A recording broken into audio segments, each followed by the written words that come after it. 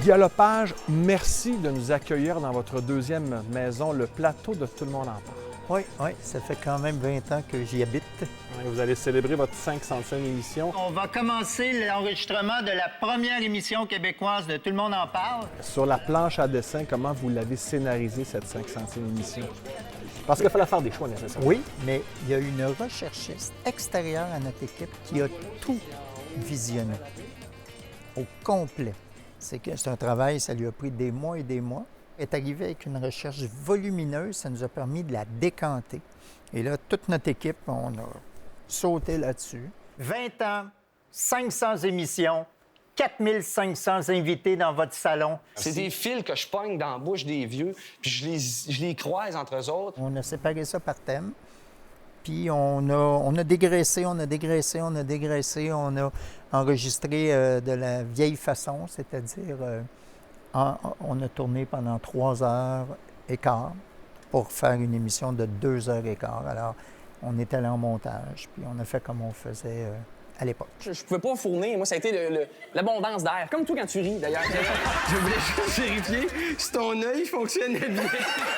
Tout le monde en parle, c'est près d'1 million de téléspectateurs, téléspectatrices. Énorme pouvoir, hein, cette émission-là. Oui. Ça vous est déjà arrivé de dire à un invité, tu ne peux pas monter sur notre plateau à quelques heures la diffusion parce que vous sentez que ça lui servirait peut-être pas ou que cet invité-là n'est pas dans son meilleur état pour... Oui, mais non. Tu sais, sur 4500, ça m'est peut-être arrivé 2-3 fois de dire à quelqu'un, ou Guillaume L'Espérance, qui me dit il n'est pas en état de venir sur le plateau. C'est stressant aussi.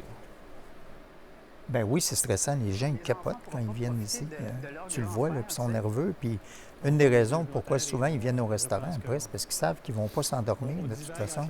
Ça a été des années très, très dures, et pour elle et pour moi. Puis c'est une femme que j'ai tellement aimée. Moi, ça m'a fait très mal. Moi, je suis de la génération Rock et Belles Oreilles, hein? Donc, tout petit, je vous voyais en pyjama dans Rock et Belles Oreilles. Est-ce qu'il existe encore le Guy Lepage, humoriste drôle, le Rock et Belles Oreilles, l'espèce de... Ben oui. Avec les cheveux... Oh oui, puis il existe même dans nos réunions de... Tout le monde en parle, André est là, André Ducharme, là. On passe nos semaines à imiter nos prochains invités puis à leur inventer des réponses.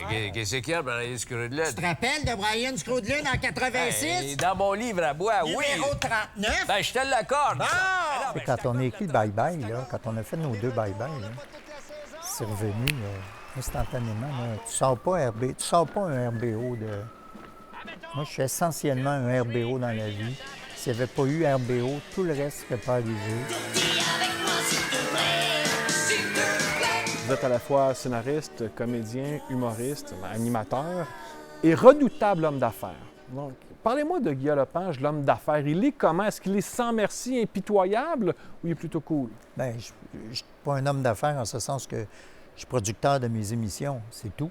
Je ne suis pas un homme d'affaires redoutable, non.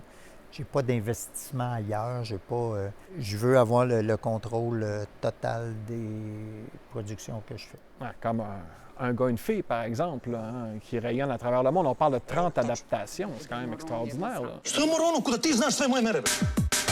Même les nouveaux épisodes sont quand même excellents, ça reste d'actualité. Vous avez réussi à retrouver le même esprit, les mêmes personnages. Il y a quand même une magie dans le script, dans le jeu. Oui, mais sauf que l'animateur de Tout le monde en parle a alimenté l'auteur d'un gars, une fille. Moi, je suis depuis 20 ans exactement, j'étais à la fine pointe de tout ce qui se passe dans la société. OK, ça, c'est recherche et développement, tout le monde en parle pour un gars, une oui, fille. puis je le déduis en plus. Je comprends. Tout mon salaire est déduit sur mes revenus d'un gars, une fille. Non, mais le fait de rester au courant, tu comprends, de savoir exactement tout ce qui se passe. Mais quand tu écris pour des personnages, tu n'écris pas dans le vide. Pourquoi les seins nus? Parce que c'est pour dénoncer le patriarcat. Les seins, c'est pas juste un objet sexuel. Allô? Allume? C'est une arme politique non violente qui... C'est quand même incroyable parce que vous avez tout fait et vous pourriez juste acheter une île déserte à côté de Guy la Liberté, mettons. Là. Non, j'achèterais son île. Ah oui, son île. Puis je le kickerais out. Parfait. Mais vous faites pas ça, mais vous continuez de travailler. Pourquoi? C'est quoi votre moteur, finalement? Parce que j'aime ça, je trouve ça intéressant. Sauf que je le fais année après année en me disant, est-ce que j'ai encore le goût? Puis est-ce que je prends la place de quelqu'un Puis le jour où la réponse va être oui, j'ai pas de plaisir, puis je prends la place de quelqu'un, je vais m'en aller. Mais j'ai la même réflexion depuis exactement 20 ans. En terminant, toutes mes félicitations parce qu'il y aura du Tout le monde en parle en 2024-2025. Le contrat a été renouvelé. Longue vie à Tout le monde en parle, Guy Lepage. Un an à la fois. Merci beaucoup. D'où Jésus.